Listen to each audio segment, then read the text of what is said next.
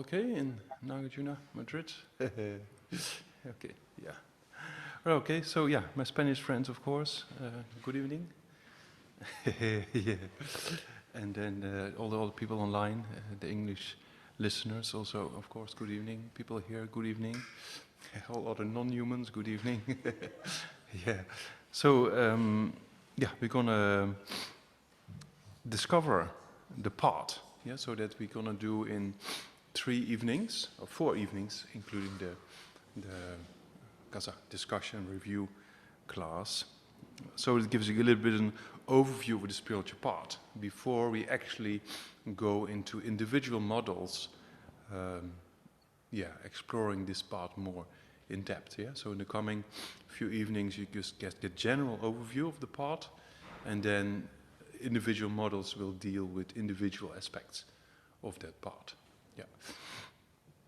And then, yeah, before we start, as we talked about quite a few times before, the importance of generating the correct motivation, because depending on the motivation, we mentally engage in something, or verbally engage in something, or physically engage in something. So it's very important to generate correct motivation. And also we talked about importance of alertness and mindfulness, right? If you have a good intention in the beginning of the day, then you be alert to keep that intention for the rest of the day. And if you go astray, then mindfulness helps us to remember that intention, right? So just be aware of your motivation constantly also helps to train in those 2 mental factors, yeah? But later on helps us to direct our mind in a particular direction. We want to direct the mind, yeah. Okay.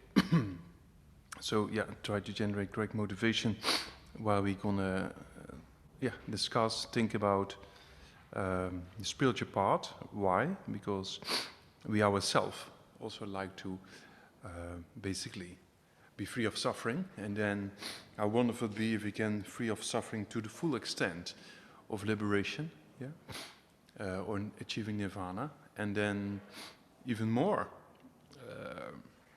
vast and even more kind of beneficial will be to achieve the state of enlightenment for the benefit of all beings, to let all beings achieve that same state, or to lead them to that same state, right? So try to generate either of those motivations for yourself.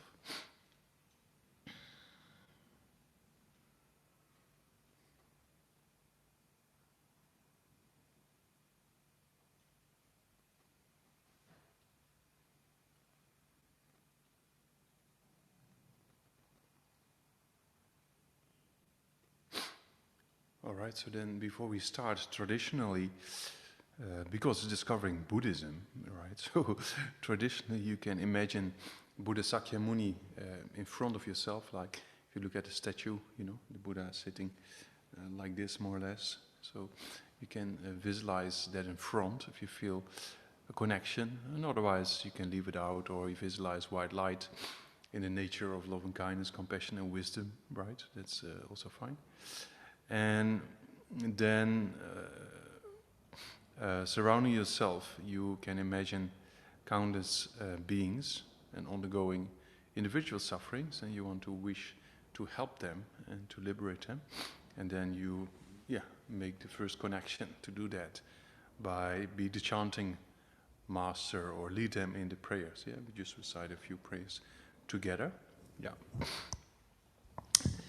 To the founder, the endowed transcendent destroyer, the one gone beyond, the foe destroyer, the completely perfected, fully awakened being, perfect in knowledge and in good conduct, Sagata, knower of the world, supreme guide of human beings to be tamed, teacher of gods and human beings, to you, the completely and fully awakened one, the endowed transcendent destroyer, the glorious conqueror, the subduer from the Sakya clan, I prostrate, make offerings and go for refuge. To the founder, the endowed transcendent destroyer, the one gone beyond, the foe destroyer, the completely perfected, fully awakened being, perfect in knowledge and in good conduct, Sagata, knower of the world, supreme guide of human beings to be tamed, teacher of gods and human beings, to you, the completely and fully awakened one, the endowed transcendent destroyer, the glorious conqueror, the subduer from the Sakya clan, I prostrate, make offerings and go for refuge. To the founder, the endowed transcendent destroyer, the one gone beyond, the foe destroyer, the completely perfected, fully awakened being, perfect in knowledge and in good conduct, Sugata, knower of the world, supreme guide of human beings to be tamed, teacher of gods and human beings, to you, the completely and fully awakened one, the endowed transcendent destroyer, the glorious conqueror, the subduer from the Sakya clan, I prostrate, make offerings, and go for refuge. The indescribable, inconceivable, and inexpressible perfection of wisdom, unproduced, unceased, nature of space, object of the uniquely knowing transcendental wisdom, to the mother of the victorious ones of the three times I prostrate. Tayatang gate gate paragate parasamgate bodhisoha. Tayatang gate gate paragate parasamgate bodhisoha. Tayatang gate gate paragate parasamgate bodhisoha. Sangye jidon soni tsuno janju badu dani yazu chi dagi chinsu gebe tsuno dola penshe sangye doba sho sangye jidon sonam la janju badu dani yazu dagi chushi gebe tsuno dola penshe sangye doba sho sangye jidon soni Janjo Badu Dani Sonamki Dola Penche Sangye Barjo Chutento Kangi to Zenizabetawa Danchipamachina Gotam Dilla Chatsendo. Yeah. So we explained the first verse and the third verse already, right, in previous evenings. So what about the verse in the middle? So the Perfection of Wisdom Sutras is a kind of a teaching of the Buddha that leads us beyond samsaric suffering. Yeah, and yeah, the actual verse itself I will explain when we reach a particular topic called emptiness. Yeah, there's one model on emptiness, so we deal with that later. But the mantra, Taita Gata Gata Paragata Parasamgata Bodhisoha. So that mantra, traditionally speaking, it takes about 7 years to study the meaning of this mantra 6 days a week. So I'm not going to explain it in great detail, otherwise we won't be able to do all the other models, right? So, but traditionally speaking, that's the Perfection of Wisdom Sutras. Commentaries on that will explain the different stages we have to progress upon in order to achieve either liberation or enlightenment. Yeah, so there's two things important for you to know, because we're going to talk about it quite a lot. One is liberation, right, or nirvana. That's one term that will come up again and again, so you should know what it means. Yeah. So liberation, or the Sanskrit nirvana or Pali nibbana, right, that means that it's a state beyond all forms of suffering. It's a state beyond afflictions, together with their seeds, basically. So that means that our mind, at the moment, we have all kind of obscurations, right? We have anger, attachment, ignorance. Yeah, we talked about the 3 poisons a few weeks ago, right? So that means our mind has these kind of destructive emotions, right? These kind of afflictions. And we talked about the 3 poisons from the point of view of desire, excessive strong desire, anger and ignorance. Yeah, we talked about a few times, what does that mean? Yeah, attachment overestimates the qualities of its object. So you never really meet the object according to your expectations. And that's why there's no satisfaction. Yeah, so many aspects in life, we see there's no satisfaction because we don't meet what we expect. Yeah, we don't meet the things in according to our expectations. Yeah, so that's kind of based on an attachment that overestimates the qualities of a particular object or event you want to engage in or you want to have, you know. And anger is exactly the opposite, right? Anger overestimates the faults of its object. Yeah, so you build up this mental image of this person, of this situation, but that mental image is not a person, right? But you think it's a person, and that causes a problem, because we think very negative about a person when we get angry, right? So that negative image is just mentally fabricated in our mind. It's not the actual person. Yeah, so that's why it causes problems when you believe that your mental image is the reality. Yeah, we talked about it quite a few times before.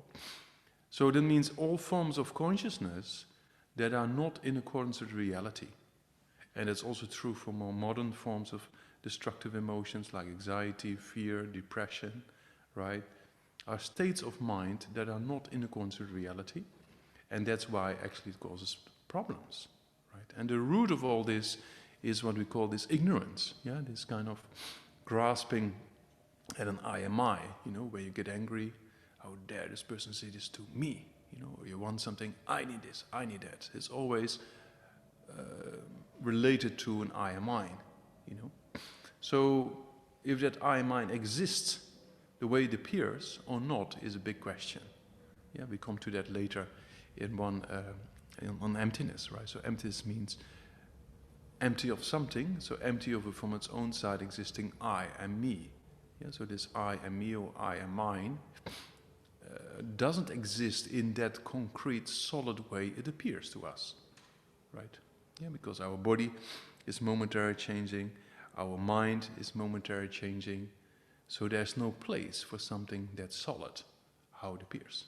Anyway, we come to that later, right?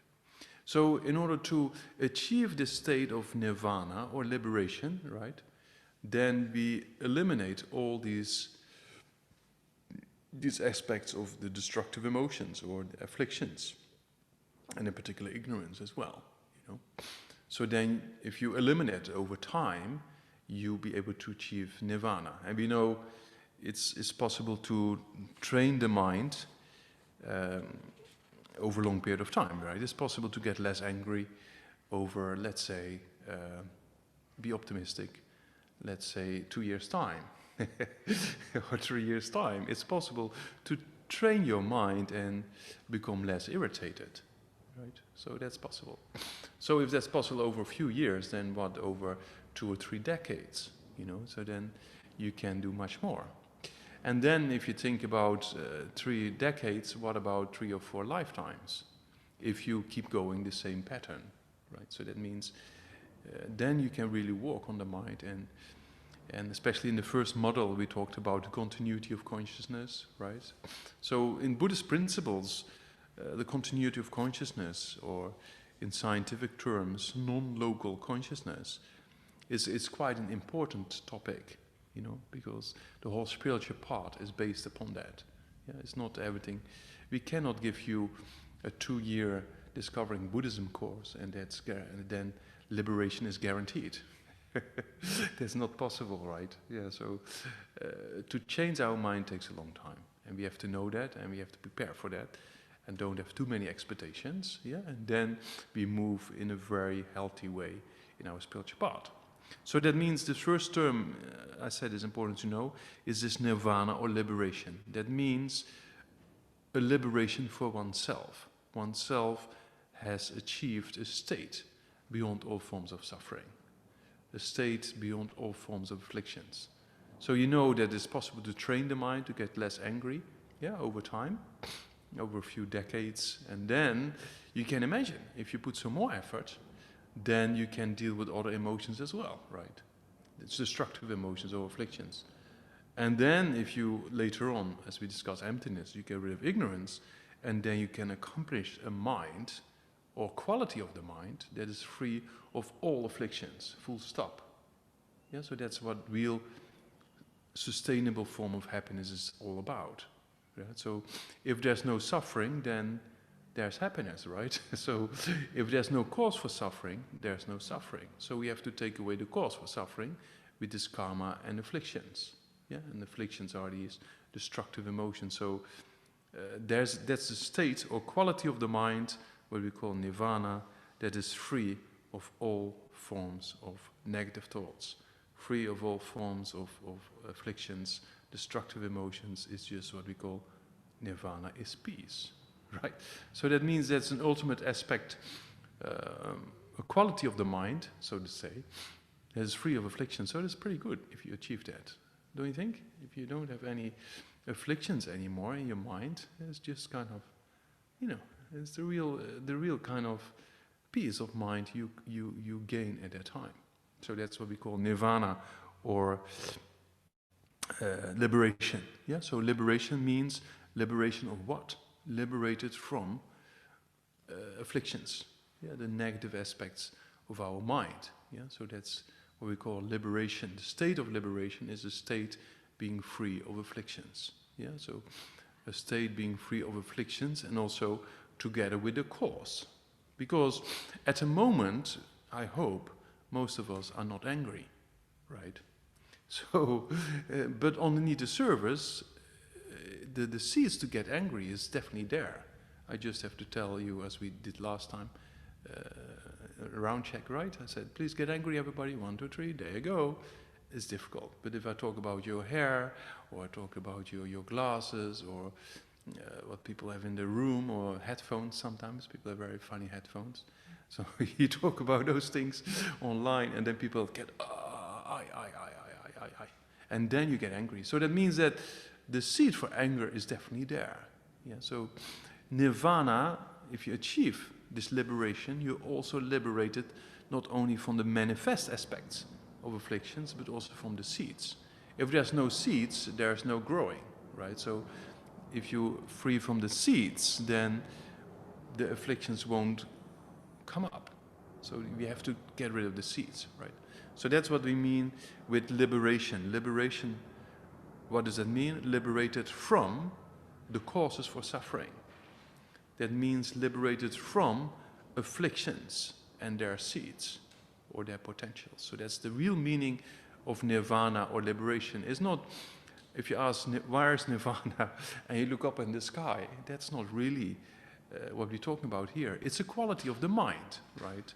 Nirvana is not a place you can go to or something like that, you know, but it's a quality of the mind to be free of afflictions. Yeah, so that's what we call liberation or nirvana. Yeah, that's one term to be understood. The second term to be understood is Buddhahood, yeah, or the state of enlightenment. So there's a distinction between mere liberation and enlightenment. Yeah, so enlightenment, last time also we talked about the term Sangye, yeah, the Tibetan term for Buddha, Sang and Gye. Sang means to eliminate all faults, and Gye means to have all qualities. So that means a Buddha, an enlightened one, is a person who has eliminated all faults of the mind and accomplished all qualities. That's what Buddhahood is all about. Yeah? So if you are a Buddha, yeah, or enlightenment, you also liberated from samsara. As we just discussed, you're free of afflictions and their seeds, right? But there's something a little bit more, because liberation, often we refer to it as individual liberation, because liberation is only for oneself, which is perfectly fine, right? For yourself to be liberated from samsara, that's your wish or your motivation, and then you engage in the trainings, as we're going to discuss, and then you achieve this state of nirvana or liberation for yourself, right?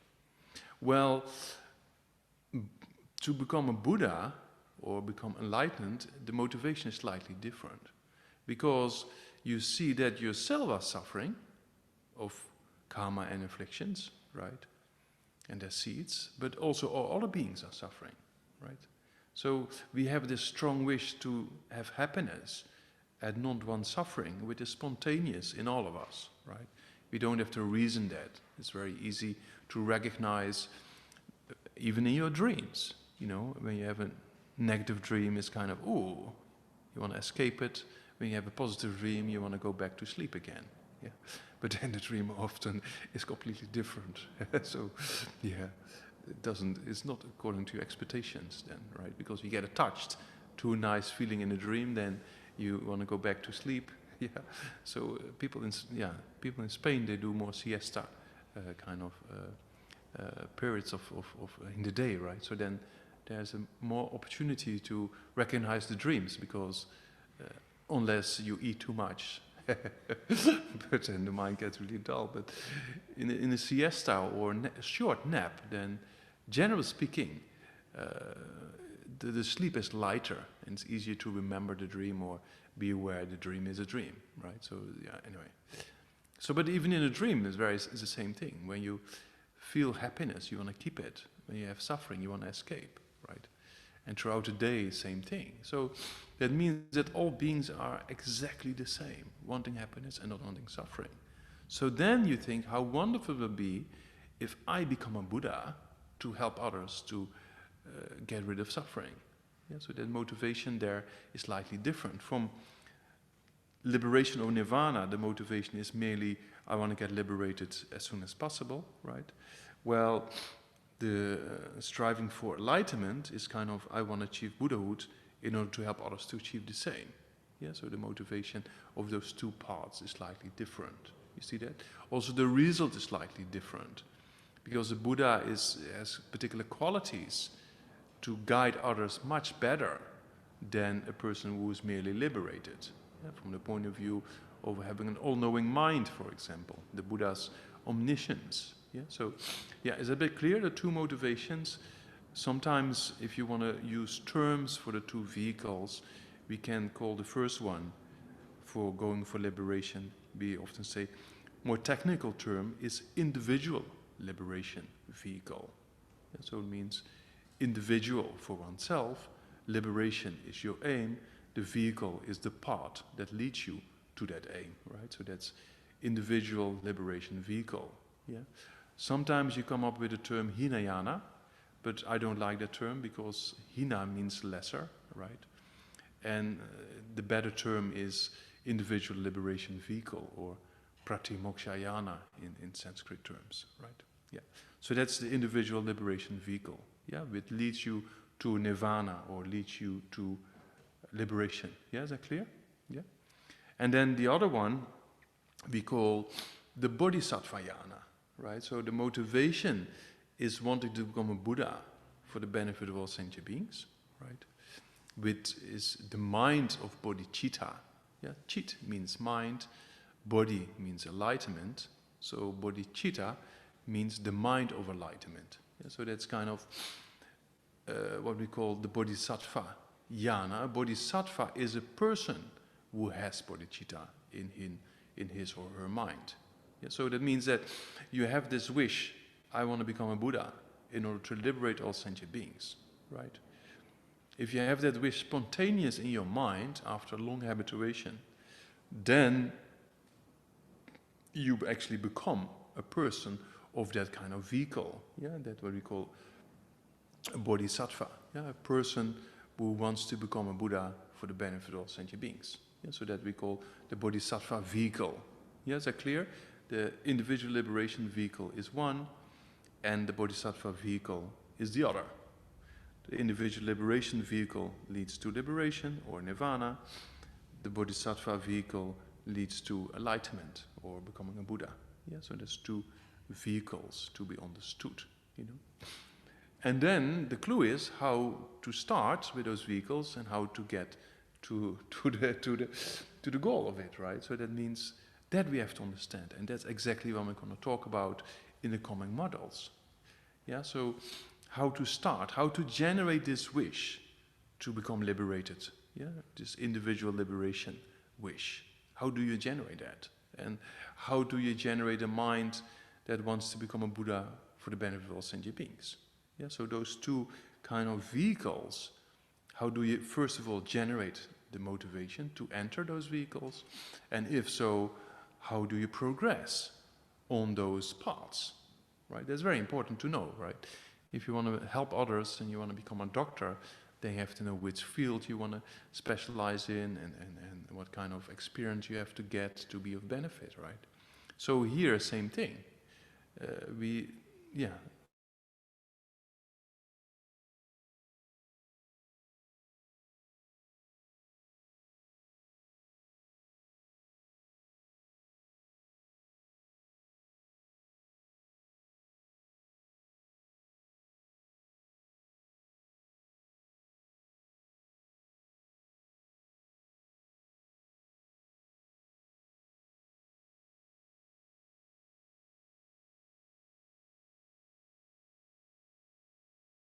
So this mantra, Taita Gata Gata Para Gata Para Samgata Bodhisoha, actually explains how to progress on those vehicles all the way up to achieve your goal. Yeah, so that's yeah, just the origin of the vehicle. Yeah, anyway, that's yeah. As long as you just have, for the time being, yeah, you know there's these two vehicles, right?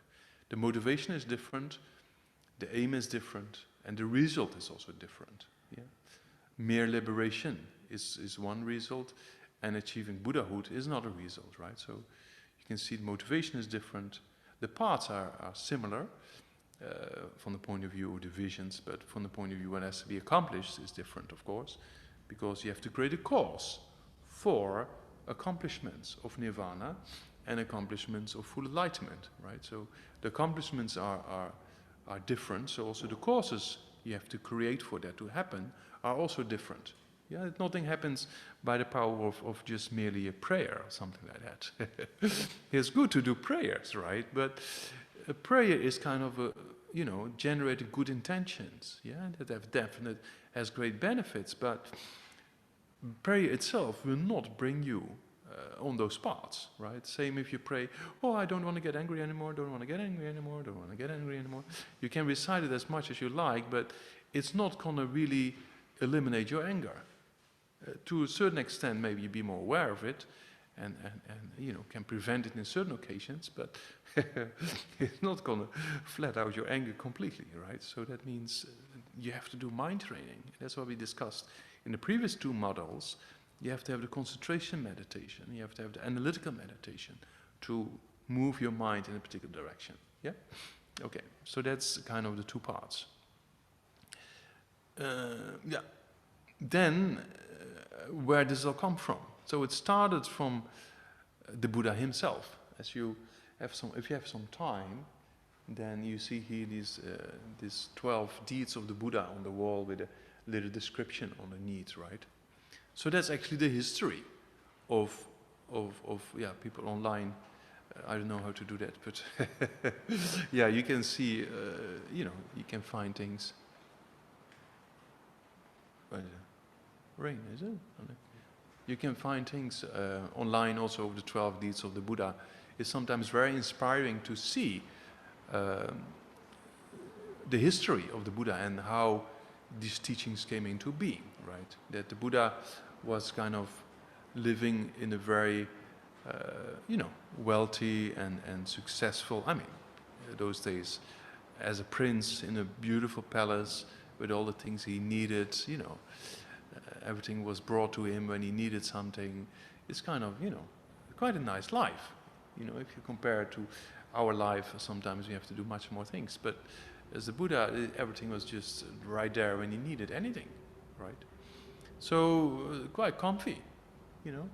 But then he went out of the palace one day and he saw a person dying, he saw a person sick, he saw people having difficulties with birth, right? And people with old age. So what we call the four currents or the four rivers of suffering: birth, sickness, old age, and death. So there are four aspects of our life, and we cannot really prevent those aspects from being there. It just happens to us. Yeah, we're born. Yeah. There was one interesting, it was in the news. A person in India who was quite depressed, and he took his parents to court, saying, I'm being born without consent. Yeah, it's very interesting. I mean, if you take a past and future lifetime into account, then, you know, you can make a statement, but it doesn't go much further than that. Yeah, so that means birth happens, it just happens to us, right?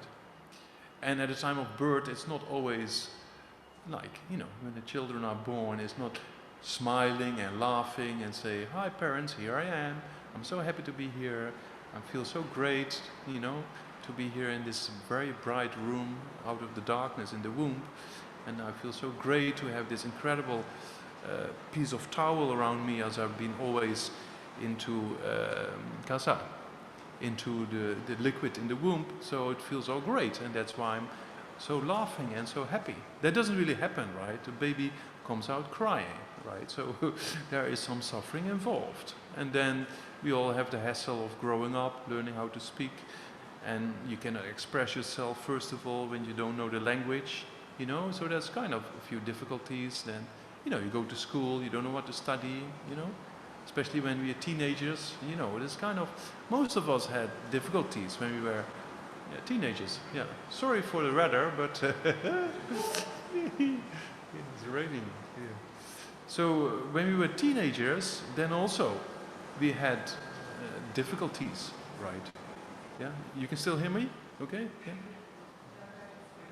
Yeah. Because that window is open, but it's no leak.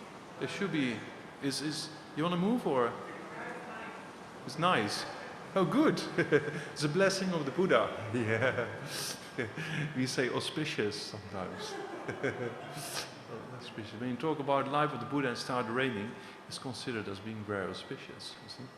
Anyway, so that's a Buddhist joke. We always talk about auspiciousness quite often, but sometimes it's real auspicious, right? So, anyway, yeah, people online, they don't have a clue what we're talking about, but it's raining here in London, and people in the back, they feel a little bit of blessing of the Buddha coming through the window, right? So, yeah. So then you see, then we're growing up, when we teenagers, then, you know, friends and no friends, and then girlfriends, boyfriends, difficulties here, there, don't know what to do, study this, study that, what do you want to become, drop out of school, go to this school, go to that school. You know, there's kind of all kind of difficulties. Sometimes difficulties with parents, or people take care of you. It's kind of, nothing is perfect, right? And then we get a job, and then the job is, sometimes we like it, sometimes we don't, sometimes we hate it. And then we have a relationship, and then relationship breaks up, and then we have a relationship, and then we have the suffering of not having children, and then the suffering of having children. And then we go old, and then we have sickness, and with sickness, same thing, right? When you're sick, or you have a depression, or you know, physical sickness, it just happened to us, right? It's beyond control, right? It just happens, and you're sick for whatever period you're sick for. You cannot say, I want to be here. I had this long COVID, and last weekend I thought, now it's enough. But it's still there, you see.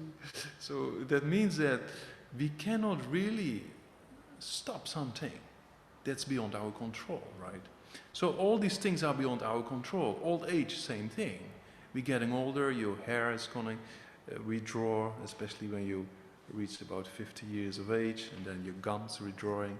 You need these kind of glasses because the doctor tells you, after this age, sir, your eyes have to be adjusted. They don't say you're decaying.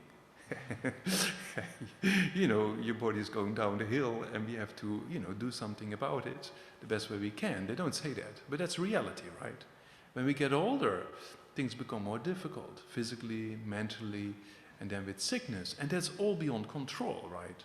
Getting gray hairs, we can pick them out, but they're becoming more, right? So we cannot keep picking them out, otherwise we end up, you know, getting less hair, right? So that means those things happen to us beyond control, right? And that's what the Buddha was examining.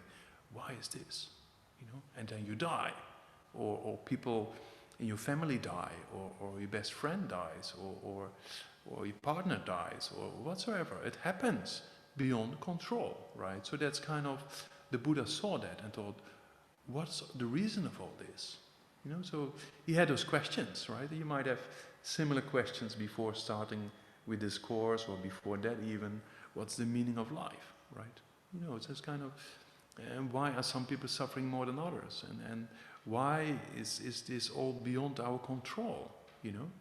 That's, sometimes people might ask that question, you know, themselves, you know. For me, it was the same thing when I was a university student, going to parties and, you know, just normal way of life. Now I'm not that normal anymore, but in those days, a kind of normal way of life, so to say. But then you realize at a certain point of time that, yeah, maybe there's something else. So that's why I'm dressed slightly different. Yeah, but there's some more behind that. So that means that we see that there are so many questions, and that's exactly what the Buddha had as well. You know, he saw that, you know, the things he had in the palace, it was just very temporary, and it's very easy to get sick. It was very easy to die. You know, so he thought, oh, maybe what's the reason of all this? You know, so he was examining the cause of suffering, so to say, and then he found out eventually that's by the power of karma and afflictions, right? And then it's all rooted in ignorance, you know. And then he started his spiritual path in greater depth, and then stayed for about 6 years in meditation in one very beautiful forest on the other side of the river. If you know BUDDHA, anyway, it's kind of place where the Buddha achieved enlightenment, and then there's a river there, and on the other side. And then the Buddha stayed for about 6 years, and then in BUDDHA eventually achieved the state of enlightenment, right? So that means that the Buddha saw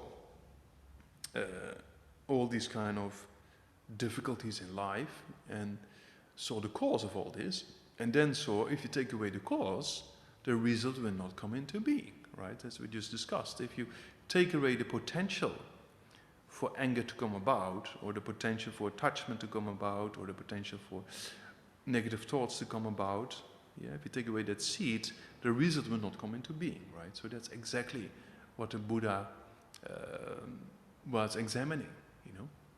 And then the Buddha talked in BUDDHA, achieved enlightenment, first of all, and then he saw this reality of ultimate reality and the real cause of all the suffering, right? But then he thought, people won't understand it, you know. It's very complex. Buddhism, Buddhism, the real, you know, if you really, the Buddhism is very profound, but it's quite complex. Why is it quite complex? Because our mind is very complex, right? And to apply the right antidotes at the right time, you need kind of skillful tools to do that, you know. And to eliminate suffering from the root, you need a very skillful method, which is, yeah, looks difficult initially, but eventually, over time, you get used to it, right? If you think about becoming cured of a sickness, or becoming a doctor to help people to, you know, to get cured, that's just, from Buddhist perspective, a temporary good deed, but it's not the end to suffering. It's just a temporary release of a particular sickness, right? So now you're not thinking about one sickness or a few, but you think about cutting the roots of all forms of sickness.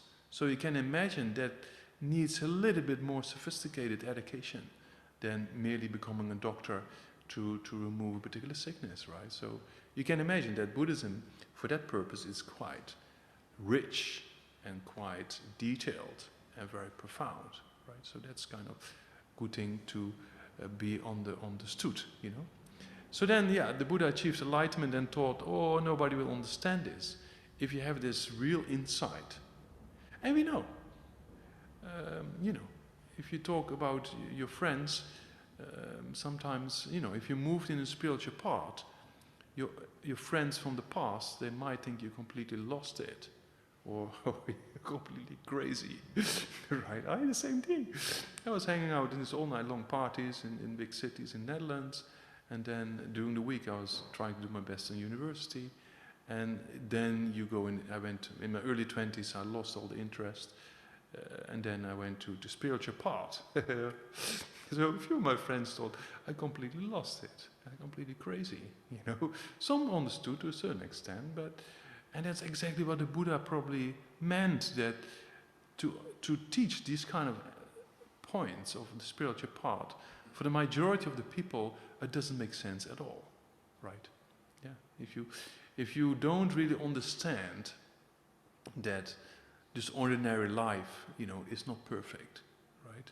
So most people, they're just stuck in the ordinary life and the habituations that carry them forward, but there's no progress in more sustainable forms of happiness, so to say, right? So they make the same mistakes again, and it's kind of just ongoing kind of habituation patterns that continues and continues and continues and continues without a break, right? So most people don't have a clue what's going on.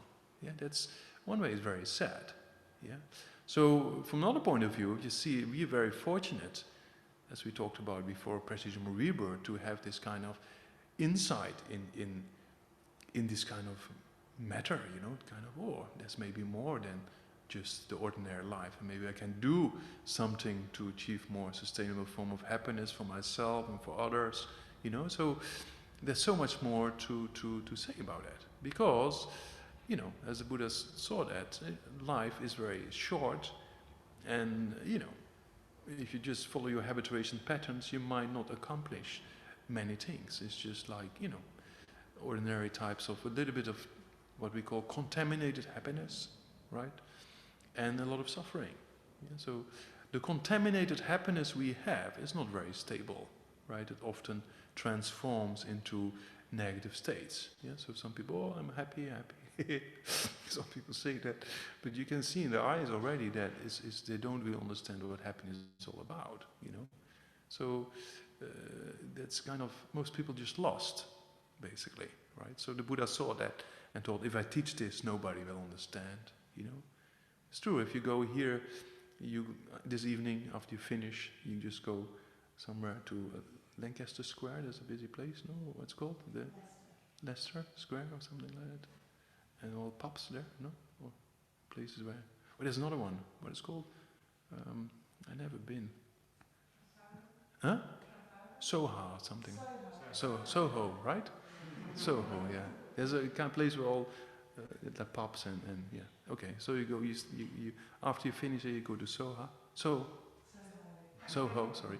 You go to Soho, and then you go to one of the pubs there, and you say to people there, you're suffering. You know that? And the people think you're completely lost, right? You're completely cuckoo, because most people, they don't really understand these aspects of life. So that's what the Buddha also taught. Nobody will understand. Then luckily, he was being requested to a few gods like Indra and Brahma and Ishvara. So the Buddha was requested and then taught the Buddhist doctrine in Bodh-Gaya. Yeah, and then after the Buddha taught the doctrine, that was mainly in India, as you know, and there was these big monastic universities, that's based on the Buddhist teaching. So the Buddha taught, between his 35 and 85 years, so about 46 years, he taught the Buddhist doctrine, in various places in India. Yeah, and then over time, Buddha gathered more disciples and became more well known, and then the Buddhist doctrine actually became what we call now Buddhism, right? So, and then after the Buddha's passing, there were various kind of councils held to preserve the teachings, and then different directions, different traditions developed. Yeah? So that's why we have Theravada tradition, and we have Chinese traditions, and we have tradition in Tibet, right? So there's various Buddhist traditions, yeah, who came about after the Buddha taught the Buddhist doctrine, yeah. So all have the same origin of the teaching, of the teacher, of the teaching, and there's a lot of similarities, right? It is short.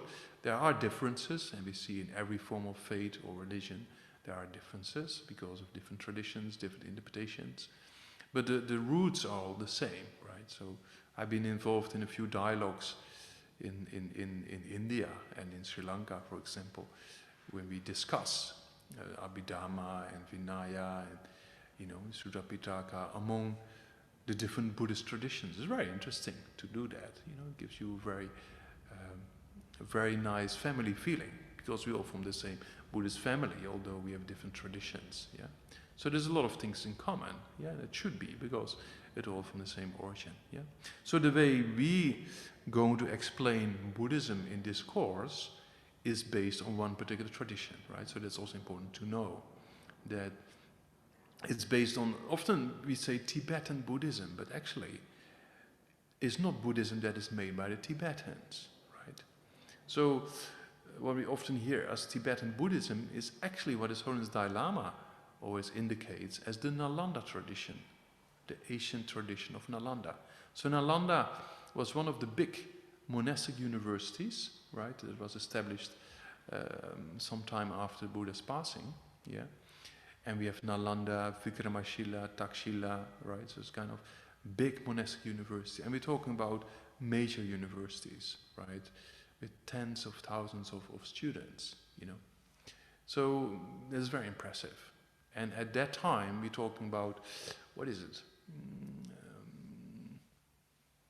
Let's say, yeah, around the year, probably around the year 0 or something like that, you know, 2000 years ago, right? Yeah. So, yeah, and then for a few hundred years, these kind of monastic institutions were there, right? But it's very, very old. It's one of the oldest universities in general on the planet. You know, and we talk about tens of thousands of students from various countries, not only India, but also from Indonesia, from China, from Bhutan, you know. So many masters came to these universities to study and then brought Buddhism back to their country. And that's why we have so many countries where Buddhism was flourishing for a particular period of time, right? So Nalanda, right? So Nalanda tradition is actually the tradition what is being before degenerated in India. Most of the text, or many of the texts, I should say, were translated in the Tibetan language, right? And they went to Tibet. Yeah, so Tibet had a few Buddhist kings, and they said how wonderful it would be if we make our country Buddhist, and then they made the country more or less Buddhist. So they invited all these incredible scholars from India, and they sent a lot of translators, to India to study, and then eventually a lot of the texts and most of the essential texts were translated into Tibetan language, right? And now we see what you see here, for example, there and there. You know, that's actually the traditional, what we call Kangyur, the teachings of the Buddha. It's about 108 volumes, and the Tengyur are the commentaries on the Buddhist teaching by the Indian masters. It's about 200 volumes, right? And that was all translated in Tibetan language. And then in Tibet also, Tibetan scholars, they produce their own kind of commentaries. Yeah, so it's a very, very rich Buddhist culture, you know.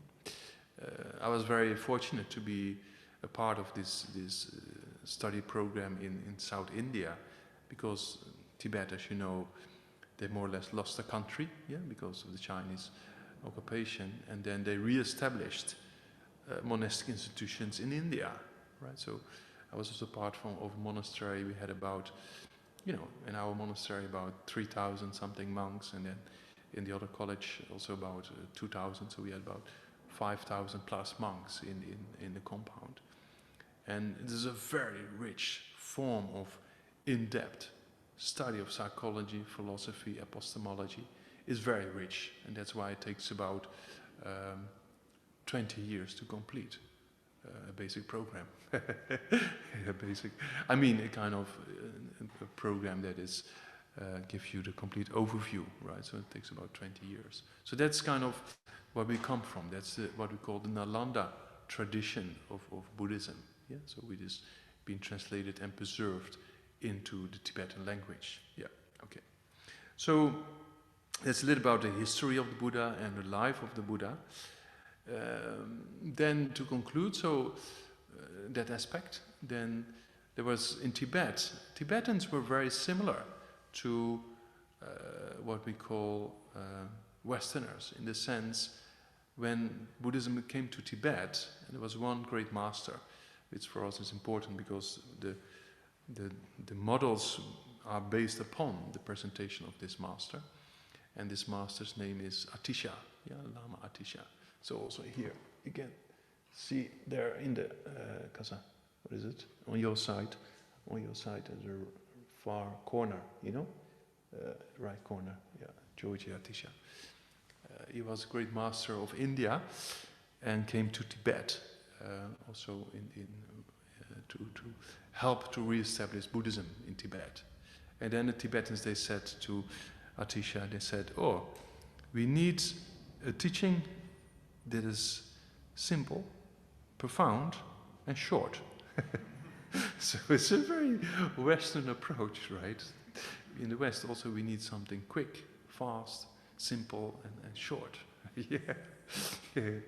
So, and then ATISHA was contemplating, ATISHA being such an incredible scholar within India, one of the biggest scholars in India at that time, and practitioners. And then he composed, and that's important for you to know because that we come back to again and again. He composed what they call the stages of the path to enlightenment, or the LAM.RIM. Yeah? LAM means path. LAM is a Tibetan term. So LAM means path, RIM means stages. Yeah? So it means stages of the path to enlightenment, because it's the path to enlightenment. Yeah? So yeah, that's what we call the LAM.RIM, or the stages of the path to enlightenment. So all the models that we're going to study from now on are related within this context of the stages of the path to enlightenment, or LAM.RIM. Yeah? And that what it says, path, we just talked about vehicles, remember? The vehicle for self-liberation and the vehicle for enlightenment. Yeah? So that means these paths helps us to go on those two vehicles. And how do we go on those vehicles? And what do you have to know to proceed on those vehicles? You know, that's what we call the paths, right? And the stages are the individual points you have to complete and you have to engage in. Yeah? So that's what we call the paths, or the stages of the path to enlightenment. Yes, eventually it leads all to enlightenment, but there are also aspects of the LAM.RIM which leads to liberation. Yeah, the liberation for yourself. Yeah, so that's what we call the LAM.RIM, or the stages of the path to enlightenment. Yeah. Yeah, so that's where we come from. Yeah, I mean, where the tradition comes from. Yeah, so that's good to know, because a tradition that is authentic, a tradition that has an authentic source is very important in spirituality in general. If it's Buddhism, if it's Hinduism, whatever spiritual path you follow, it's very important to have an authentic origin, meaning there's an origin of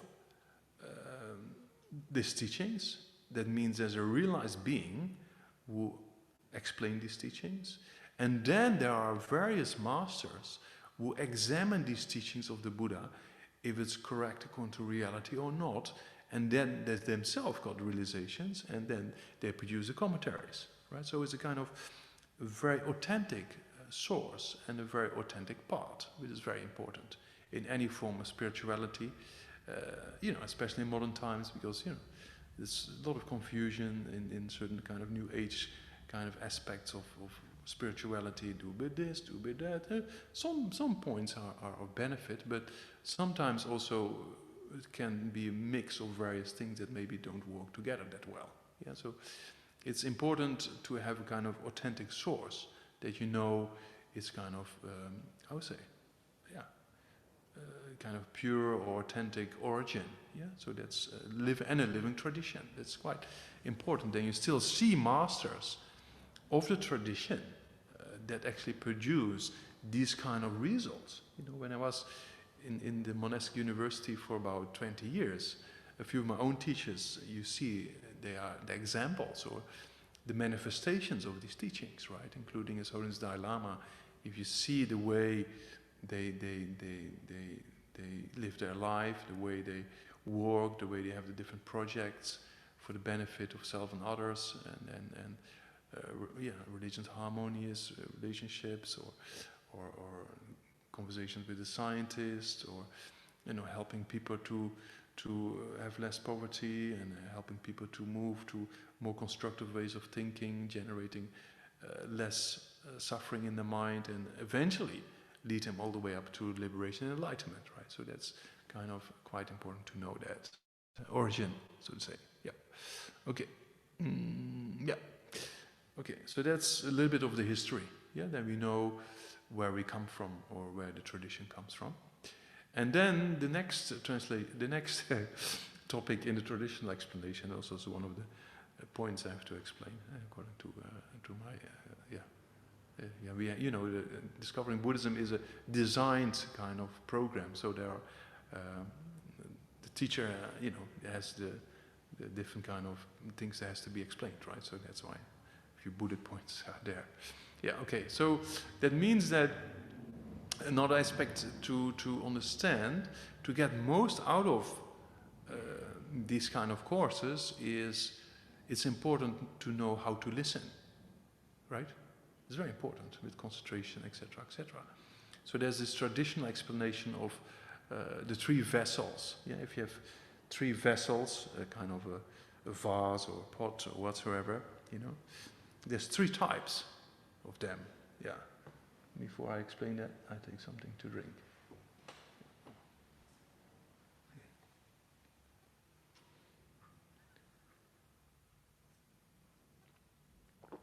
So, a tree vessel, one is if you come here and just like, oh yeah, okay. Huh? So that's what we call an upside down,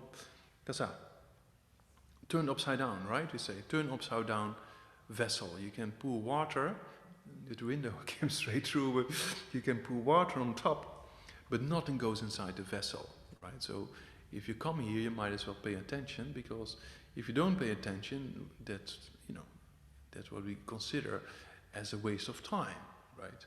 In Buddhist context, yeah. Yeah. So that means you prevent from being an upside turn, no? Yeah. Upside down turn, yeah. Upside down vessel, yeah. So my English is also not perfect. Yeah. Anyway, I was hanging out in Tibetan language for 2 decades, and my Dutch is also not perfect anymore. So I don't have much left, you see. Yeah. Yeah. So the upside, yeah, kasa, upside down. Upside down vessel, we say. Yeah. Upside down vessel, yeah. So that means nothing goes in, right? So if you just get your mind distracted all the time, and you don't pay attention to what's been explained, right?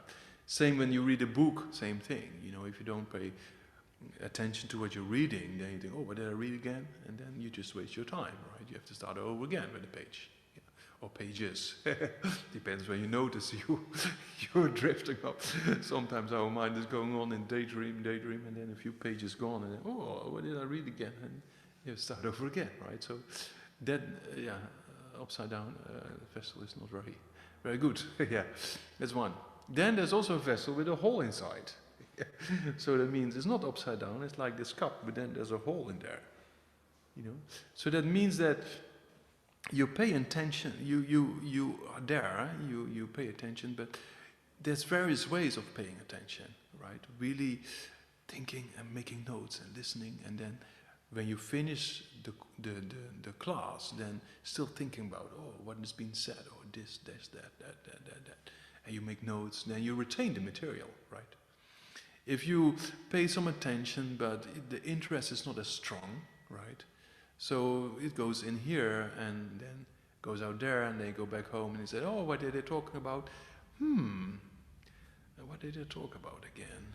Yeah, then you forgot, right? So that means you have to have an active kind of presence that is engaging, right? It has a kind of interest, and so in Buddhism, there's one saying, you know, if you attend, even if you have hear the things again, you hear it before, but you should see everything like a little child going to a fun park.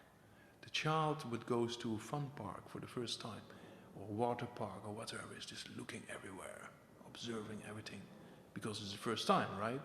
So that attitude you should have, and then you observe, so you absorb so much information, right? Yeah, so, and making notes and thinking about it.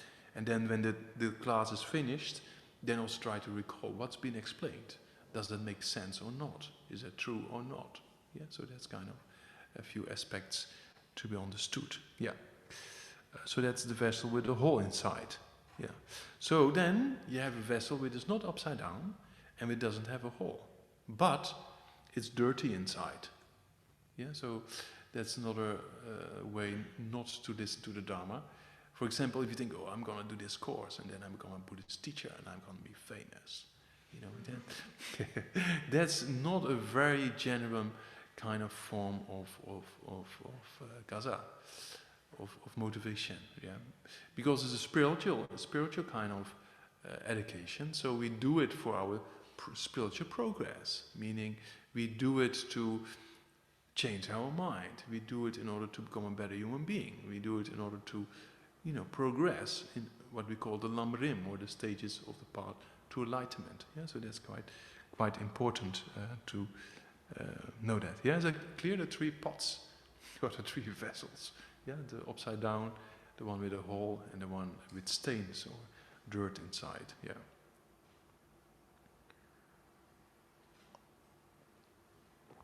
And then in relation to that, in the LAM.RIM, it also says the student, you know, the teacher should have certain qualities, and we come to that later, in a model on relying on the spiritual teacher or virtuous friend, but also from the point of view of the student, right? As we consider yourself as a student of a spiritual path, or any form of education, yeah, that if you're impartial, right, if you're not biased, you're open-minded, there's more openness to listening to things. If it's true or not, that's the second point, right? First, we have to understand what a person is saying. Yeah, often when we engage in a dialogue, for example, it's not straight away put your own opinion forward. You first listen what other person is saying, and does it make sense or not, and then discuss it, right? So that's kind of impartial. Being impartial is very important, yeah? To not be biased, and then just first listen openly and then check it out. Yeah? The Buddha said, don't believe what I'm saying because I'm a very famous or renowned or respected person. You should examine what I'm saying, right? Check it out, if it's true or not. And that's for me, when I just entered into Buddhism, as you know, student in hydrology, it's mainly mathematics and statistics. So you questioning, right? That's yeah. In science in general, research is questioning, right? So that's in Buddhism is extremely important to question and analyze. In the 20 years we engage in a traditional system of study, the main emphasis is in self-research. The teachers never explain in great depth the meaning of things. They say they give you more doubts than answers. So that means you have to examine. You know, it's very important. It is very important. Check things out. Is it true or not? And then for yourself, you get a very solid form of understanding. And if you're interested in something, then it helps you much better because you really examine it yourself. Right? That's very important. So that means, yeah, we should be impartial. That's one aspect. The second aspect is use intelligence, right? Use your mind. Of course, there's different levels of intelligence, but we use whatever form of intelligence we have to examine things. Is it true or not? And why is it true or not? And what are the reasons behind this? You know, that's very important. Yeah, you should be impartial, and you should be intelligent or using intelligence, right? We have intelligent. Oh, what happened? The table broke. Oh, you're not into martial arts, no? When I was young, we were into taekwondo, and we used to have not these kind of heavy duty pieces of wood, but we used to have those very dry, easy to break pieces of wood, right? So then you just kick them into two and they feel great. But actually it's very simple because it's very dry wood, you know. Yeah. Yeah. It's fixed again? Yeah, okay. Impermanence, yeah. Yeah. Okay. So you should be impartial, and then you should be intelligent, right? You should analyze things well. Yeah, that's very important. Yeah, so if you have that combination of the two, yeah, you open and you have this, you know, analytical approach. Then on top of that, if you have interest, then you have the complete kind of factors, right? So if you don't have interest, but if you have real interest, oh, I want to know this, I want to know that, I want to know this, I want to know that. And that together with intelligence or using kind of an analytical approach, and that together with not being biased or this being impartial, that is a really what we call the threefold kind of perfect, perfect collection that should be there, as you know. I mean, it's not only a Dharma student, but it's true for all things you want to examine or study, right? It's kind of impartial, intelligent, and interest. Yeah, if it's science, if it's philosophy, if it's a spiritual part, if you have these three factors, you accomplish something, right? So that's very important, yeah, to analyze things. Okay. Yeah, so that's in relation with the three vessels. Then another traditional thing has sometimes been explained that, you know, because we're not perfect, right? Basically, we're sick. Yeah, we're not physically sick, or maybe not mentally at the moment, but we have the sickness sitting underneath the surface all the time. So we can consider ourselves as a sick person, because we still have anger, attachment, jealousy, pride, anxiety, fear, all those kind of things, right? So we consider ourselves as a sick person, okay? That's not something to give you low self-esteem or something, because that's not very constructive, you know. But to see that, oh, I have good qualities of the mind, but also there are things maybe I have to change, right? So if you don't recognize that aspect, then you will never go into a method to change, right? So that's why the Buddha said you should know suffering, right? And then some people, oh, the Buddha's suffering and impermanence, and oh, they must be so depressed to always talk about suffering and impermanence. Yeah, but actually it's the opposite, because that's a reality, and if you understand that reality, then there's more acceptance, right? So you can deal with things much better. And that's exactly what the Buddha said, you know. Look, is your life perfect or not? Right? And then see, if not, something maybe has to be done, right? So that's what the Buddha said, you should know suffering, right? It's not to make us depressed. So then also we see we actually like a sick person, because we have kasa. We're not negative or something, not that context, but if you're sick, you want to get better, right? So if you see, you want to eliminate the faults of the mind, so you want to become better. You see, so that's actually what it is, to be a sick person in that context. And then the Dharma we see as a medicine, right? So the Dharma is kind of the medicine, and then if you have received the medicine, but you put it somewhere in a... I got a lot of medicines over the last few weeks. I can tell you all the different... I was very good, you know, yeah, because I was like... Because I took most of the things they give me, bean juice and all kind of things yeah, to drink when you have long COVID. Then they told me, oh, you have to drink this or take this pill, or all natural things. But you know, so yeah, my cupboard's still full of all kind of things, because I cannot take everything in one go, right? Anyway, so that means if you don't use the medicine, then you don't really progress, right? So that's what the Buddha said. The Buddha said, I cannot take away your suffering. I cannot, take away your sins or your negative karma or your negative thoughts and everything. I cannot give my realizations to you, but I can explain to you how to do it, right? So that's kind of the Buddha's message, that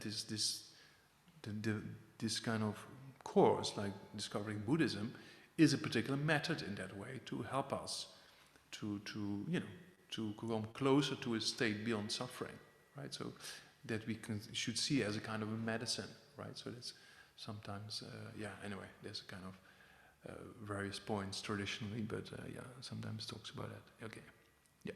Yeah, it's a bit clear. So we talked about the Buddha who saw these four types of suffering of birth, sickness, aging, and death, and then questioning maybe it's possible to get out of it, and then went into the path to get out of it, right?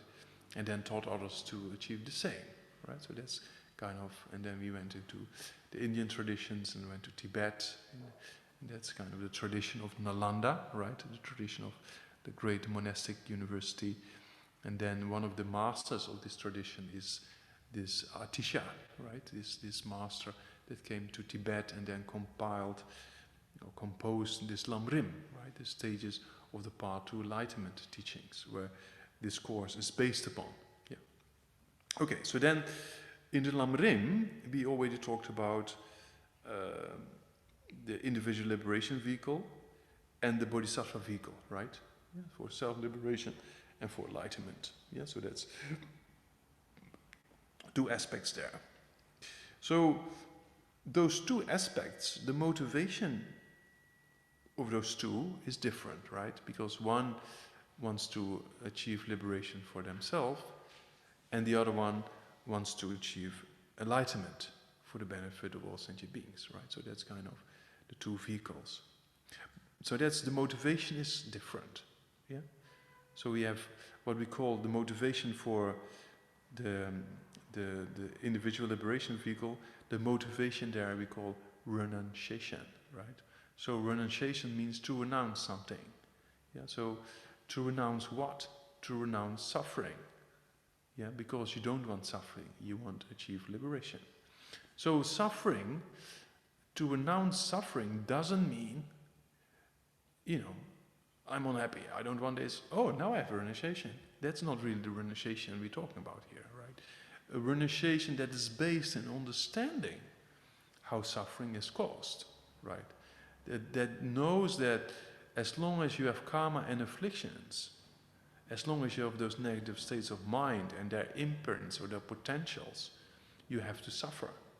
As long as you have the habituation patterns related with these destructive emotions, as long as you have those habituation patterns or those activities, you have to suffer, right? So to really have that insight that goes beyond just the physical suffering or mental unhappiness, but sees the cause of all this, right? That's the real form of renunciation we're talking about. Yeah? So if you really understand how it's all been caused by these kind of afflictions and their seeds and the related activities, what we call karma, that's kind of, you see, oh, that's creating all this trouble, that's creating all this suffering. I don't want suffering, so I should be free of this. I should be free of all these afflictions together with the seeds. Yeah, you see that? So that's the real form of renunciation. That's the real motivation to achieve liberation for yourself, right? So that's what we call renunciation. Yeah. So the real to renounce doesn't mean you have to live on the street or you have to live in a cave. Or of course, if you can live in a cave like Milarepa, best, right? But we have to be realistic, and we cannot live like Milarepa, right? So that's why we have to be realistic. Yeah. So then, to real renounce is a mental attitude, right? It's not a physical thing or whatsoever. It's a mental attitude. As we talked about before, Buddhism, the Tibetan term for Buddhist is Nangpa, right? Which we translate it as inner being. Yeah, you don't show off out externally you're Buddhist because it's an inner practice, right? So that's the real thing, you know. So renunciation is also a mental state. It's a mental motivation that understands the cause of suffering, being karma and afflictions, yeah, and in particular wants to be free of afflictions and their seeds or their potentials. If you're free of afflictions and their seeds, you can achieve this nirvana, right? So that's the real general form of renunciation. It's not just escaping a particular event in life or something like that. That has nothing to do with renunciation, right? A real renunciation should understand the cause for suffering and want to get free of that cause of suffering together with the seeds or the potentials. Yeah, is that clear? So that's what we call renunciation. Yeah. So that's the motivation for entering the path that leads to liberation, right, or nirvana. Yeah. And the other one is the wish for enlightenment. Yeah. So to achieve the state of enlightenment, then we say we generate bodhicitta. Yeah. Body means enlightenment. Chit means mind. So we translate that as mind of enlightenment. That means a mind that wishes all beings to be free of suffering. Yeah, that's one aspect. Yeah, so a mind that wishes all beings to be free of suffering is one aspect. Yeah. And then because all beings from their suffering, that means all beings to be free of afflictions and their seeds and their potentials. Same thing, right? You wish all beings to achieve a state of nirvana. You wish all beings to be free of the cause of suffering. Yeah, so that's one aspect of bodhicitta. You want all beings to be free of suffering. Yeah, so the cause of suffering. And for that purpose, you want to achieve enlightenment. Yeah, so you have two wishes there. Bodhicitta, this mind that wishes enlightenment in order to help others, right, has two aspects, right? One aspect is to liberate sentient beings, and the other aspect is want to become a Buddha for that purpose, because merely having the wish to liberate beings is not enough. We have to do something to get a capacity to do that, right? So that capacity completely is being developed at a level of Buddhahood. Yeah, so we wish to become a Buddha in order to liberate sentient beings. Is that clear?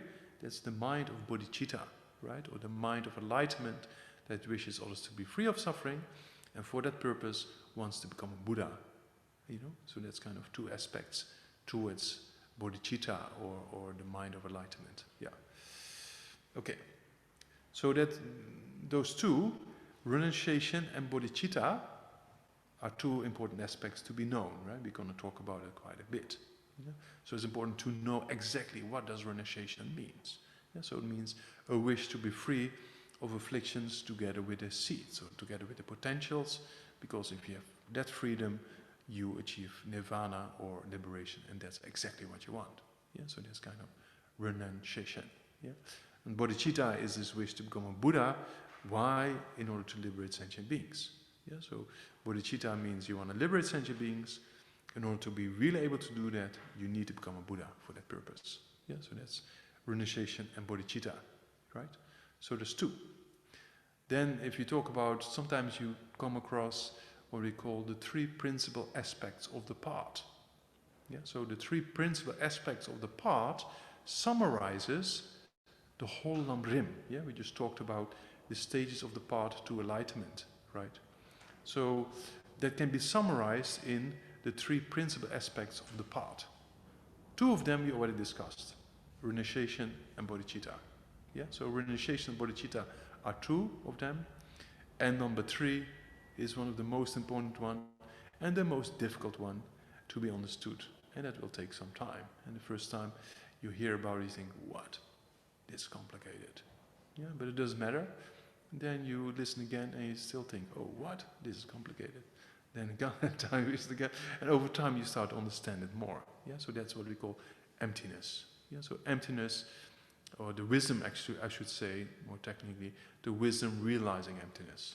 Yeah, so that's principal aspect number three.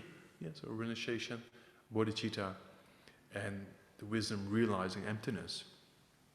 So why is the wisdom realizing emptiness so important? You know, because the wisdom realizing emptiness is the only way to cut samsara. Yes, is the only way to achieve liberation. The mere wish to achieve liberation is not enough. You have to get rid of the cause of suffering, right? And it's all rooted in what we call ignorance. Yeah? So this ignorance has to be eliminated, and that ignorance gets eliminated by the wisdom realizing emptiness. Yeah? So that's why the wisdom realizing emptiness is very essential, because without that wisdom you will not achieve liberation and you will not achieve enlightenment. Yeah? So in both of those two vehicles you need the wisdom realizing emptiness. Yeah? And we just to summarize, give you a little idea, we go in more detail about emptiness later on, but there is this kind of, you know, where we just talked about, when you get angry, there's a very strong sense of I and mine, or when your strong desire comes up, or anxiety, fear, depression. From the point of view of scientific research, it's a lot of backup that proves, or I mean I should say suggests in scientific terms, suggests that self-centeredness is a cause for many problems, is a cause for a lot of suffering, mental and physical, right? So that self-centeredness is based on this conception of an I, or apprehension of an I and mine that exists. When you get angry, it's like, how dare this person say to me? Or when somebody criticizes you, I'm not like this, I don't have this mistake. And it's always related with the I, you know? So with desire, same thing is, I need it, I need that. So this I that appears very solid from its own side, that's a kind of an aspect of ignorance, right?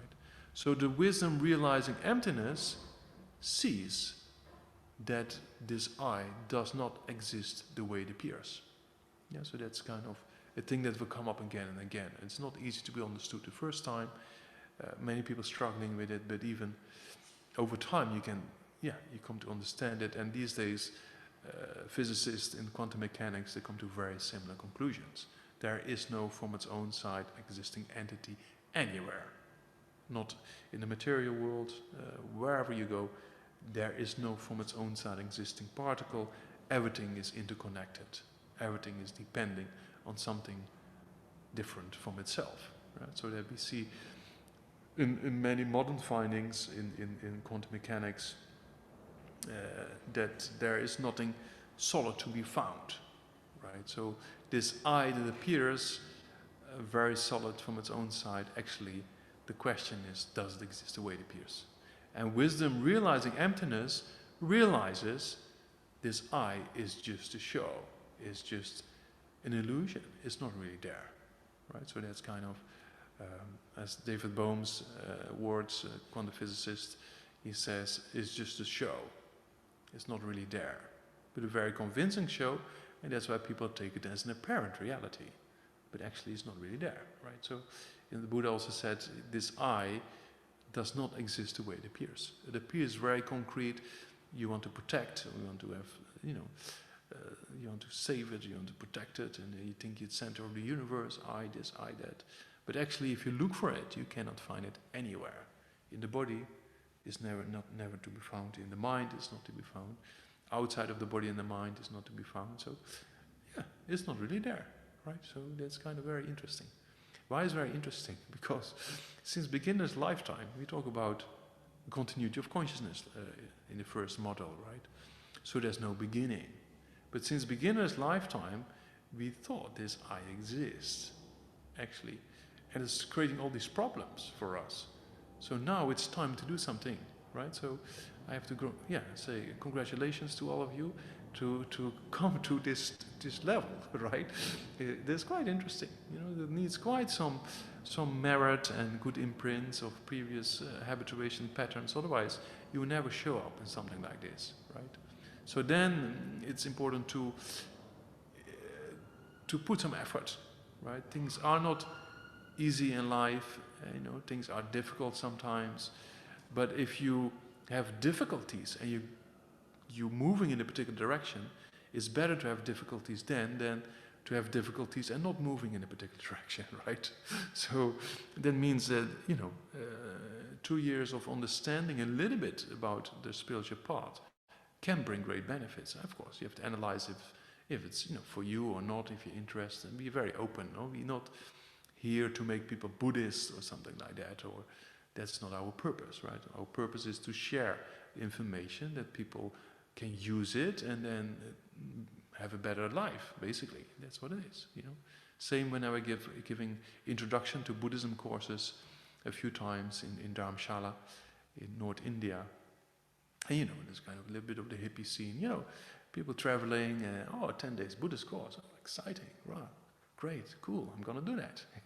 So some people do that, right? And they're not interested, they're interested in spirituality in general, but they're not Buddhists, right? So we go to these kind of courses, and some people come up to me in the end and say, I understand my own religion now much better. So that's kind of, then I think, job is done, right? Because it's for us to help people basically to understand their own religion better, to understand their mind better, to improve, well-being, so to say. Yeah, and we can study this course from a secular or universal point of view, and you can study it as a Buddhist practice, right? It's all up to the individual, right? So that freedom is completely there. Yeah, but I have a kind of responsibility also to you know, to try to explain it in a traditional way, yeah, because that's why yeah, this course is also quite traditional in one way, although, you know, we try to simplify it now and then, but yeah. Okay, so that's for today maybe enough information. So we talked about life story of Buddha, the history of Buddhism, right, the correct way of listening with the three vessels, you know, and you know, to have, be impartial, use your intelligence, and have interest, right? So those three important points to be used. And then we also talked about this LAM.RIM, or stages of the path to enlightenment. Yeah, it can all be summarized into yeah. I just wait. Yeah. So this can all be summarized into the three principal aspects of the path: renunciation, bodhicitta, and wisdom realizing emptiness. So now we talked about renunciation, we have more or less an idea. Bodhicitta, we have more or less an idea. Wisdom realizing emptiness is still maybe a little bit kind of okay, let's see, right? But that we will discuss later on. So that's an aspect of being impartial, being open, right? Don't expect everything to be, yeah, just drink.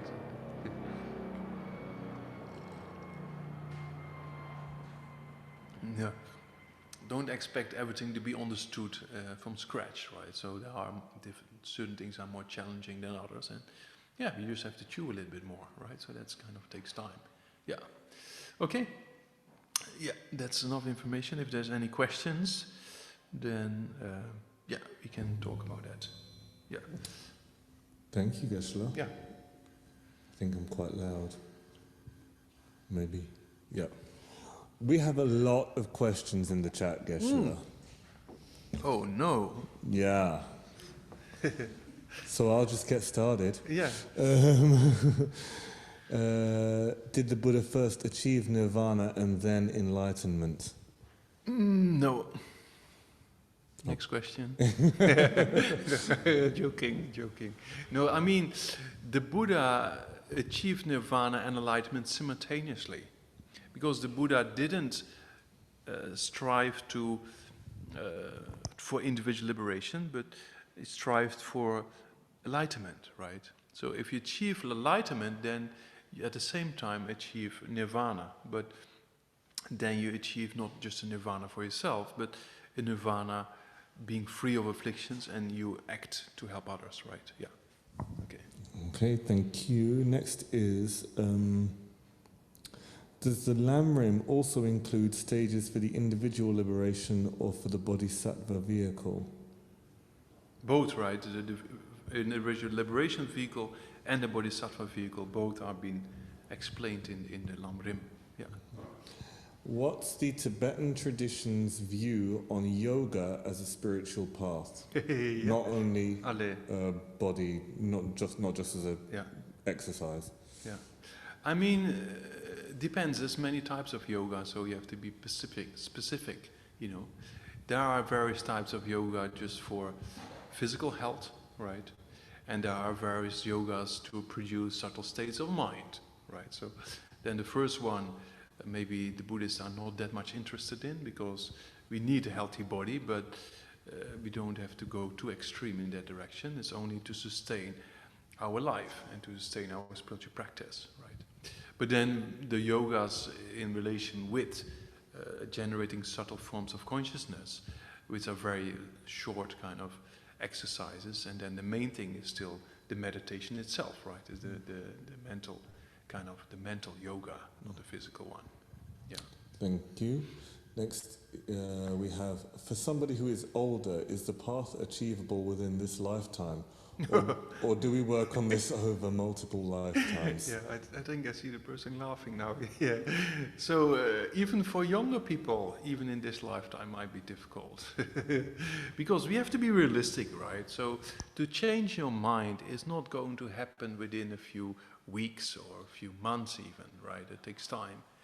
But even if you're older and you start with something like this, because of you started with something like this, you will continue in the next life.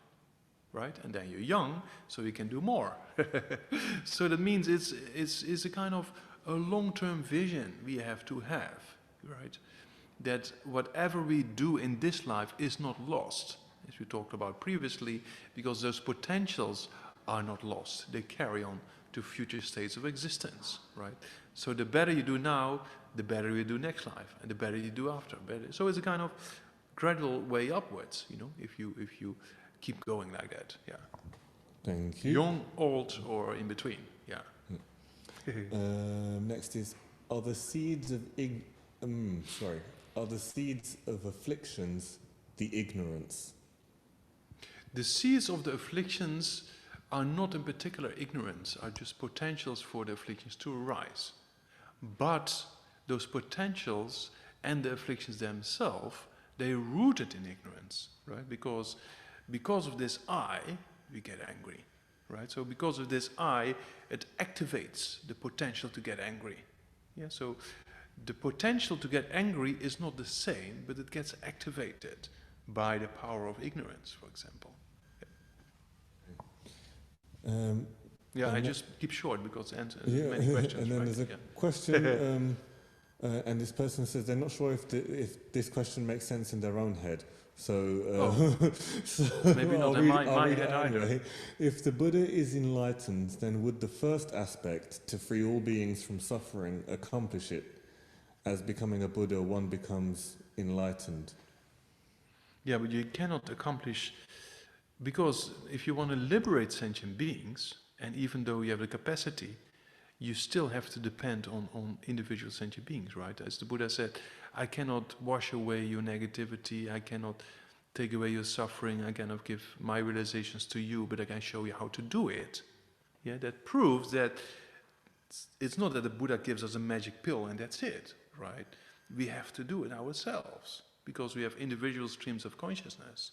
So that means the Buddha cannot give instant enlightenment, but can show us how to do it, and that takes time.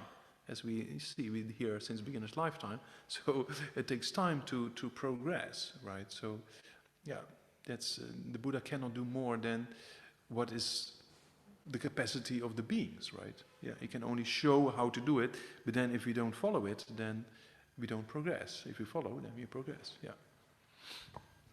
Thank you. Next is, how does consciousness relate to emptiness? Consciousness is empty of inherent existence. That's the relation. I mean, consciousness is a subtle, consciousness is what we talked about, clear knowing, right? So that consciousness is momentary changing, consciousness is empty of inherent existence, meaning consciousness is not solid. If you look, where is your consciousness, right? In the different moments of past, present and future, you cannot find any solid I in your consciousness. That means your consciousness is empty of an I.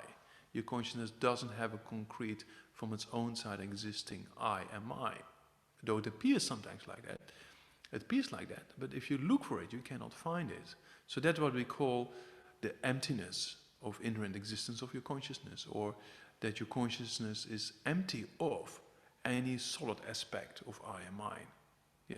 Anyway, we come to this in more detail over time. You will hear more emptiness than you like to hear, maybe. Yeah. Yeah. But it's for the benefit of your, yourself, right? Yeah. Thank you, Geshe. What is the next one? Is, what is the difference between nirvana and enlightenment in terms of the result? In terms of result, there's a great difference. For example, a Buddha has this all-knowing mind, right? Means a Buddha is omniscient, right? So if you achieve nirvana, you become an arhat. Yeah, so this is a kind of a story. Shariputra, he was kind of an arhat, and the Buddha was enlightened. And then the one person wants, to become a monk and want to progress in spiritual path. So he goes to Shariputra, and Shariputra said, he looked in his previous lifetimes, and he said, in 100 lifetimes I didn't see any root of virtue. It would be very difficult for you to become a monk and progress on the spiritual path. Sorry. So this person is very depressed and walks away to the forest. And then what happens? He meets the Buddha. And then the Buddha said, what happened? He tells the story. And then the Buddha said, yeah, Shariputra is an arhat. he's, you know, he has achieved nirvana, which is amazing, but he can only see about 100 lifetimes. I can see much further than that. And then I see that you created this and this good activity way back, and that gives you the potential, if you do well, to achieve even the state of an arhat or liberation in this life. So that means the Buddha is much more capable of understanding the potential, the possibilities of individuals, because he knows everything, right? Or she knows everything. The Buddha has an all-knowing consciousness, yeah, and that is very essential. And there's other qualities as well, but that's one of the main important ones. Yeah. And then can have various emanations in various places at the same time to help various beings, and yeah, there's much more to say about that, but the main thing is the omniscience or the all-knowing mind of Buddha. Yeah. Thank you. Are there any questions in the Gompa? Oh, there are the chats. Okay, in the chat. Yeah. Yep. And if there are any online from the English language students, then you can raise your little digital hand, and I will come to you after the people in the Gompa. And my Spanish friends, we meet later, just for planned half hour, but then always becomes 1 hour plus or something like that. We just hang out and talk, and so many questions. I've gelled my hands. He told me not to touch this. Oh. Thank you for the teaching. So I've got 2 questions. Mm-hmm. One is, why isn't the entity that's experiencing lifetimes of karma, why isn't that my I? Because that Why is that? Why isn't it an I? So this. I don't say it is not an I, but I say there's not a particular I. Right. I mean an I, because there's a conventional person, right? There's you talking, me listening. Yeah. So that means there is a conventional reality that exists. Yeah. Yeah. So we have feeling that exists. We have consciousness, we have a body that exists, right? But what we're talking about here, what we refute, is an I that appears to be very solid, independent, all by itself. Right. And that appears when you get angry, or when afflictions arise, or close to death, yeah? But the question is, that particular I, that appears to be so solid, existing from its own side, we cannot find it anywhere. So that particular I does not exist, right? But your continuity of consciousness exists, your body exists, right? So you have to make a distinction between what person exists and what person does not exist, right? So your conventional body and your conventional continuity of consciousness exist, but the person that exists from its own side as a solid entity without dependence, as it sometimes appears, that does not exist, because everything is dependent, right? So that's something to slowly sink in. That takes a lot of time. Yeah. So don't expect this to be understood within a few Thursday evenings, right? Yeah. Can I just ask a follow-up question to that? So, if my experience is based on the karma, that like lifetimes of karma, I don't understand why that's not it's dependent on that karma, right? Yeah. So why isn't that a solid I then? Because it's not solid, because what you say yourself, karma is cause and effect relationships within your continuity of consciousness, right? Yeah. So if you have a cause and effect relationship going on constantly, can something exist without dependence in that whole kind of process?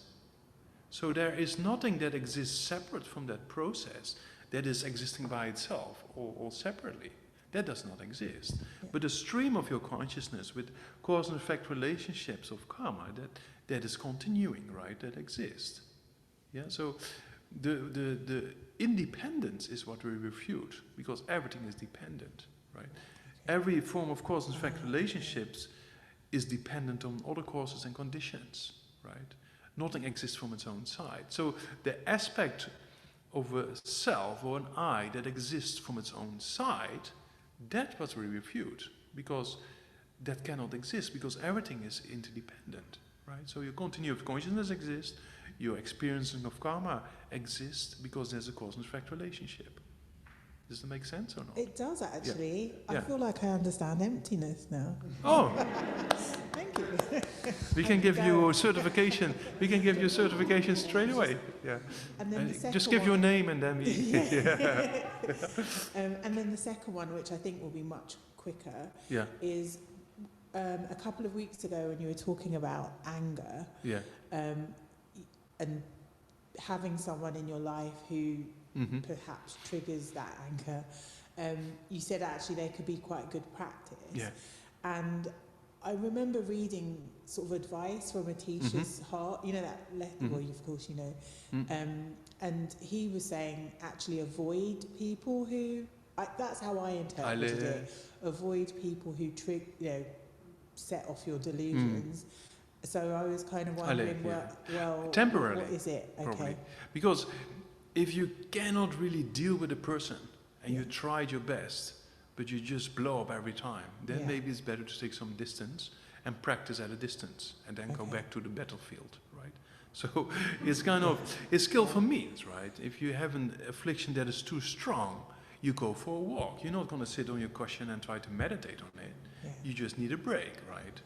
So that means same with a person who is very difficult in your life and you tried but it's not working, then sometimes if you can take a distance, you take a distance and then walk on it. And then you try 1 minute, go back and then walk on it. You try again, 2 minutes, you know? Yeah. So it's kind of a slow process, right? Yeah. So that might be in that context of temporarily taking a distance. Yeah. Thank you very much. All right. Yeah. Okay, that's it for here? Okay. Ale, yeah. Thank you, Geshe. Yeah. I was just wondering, in Buddhism, we're taught the middle way between materialism and asceticism. And? Asceticism. Oh, yeah, okay, yeah. The behavior, yeah.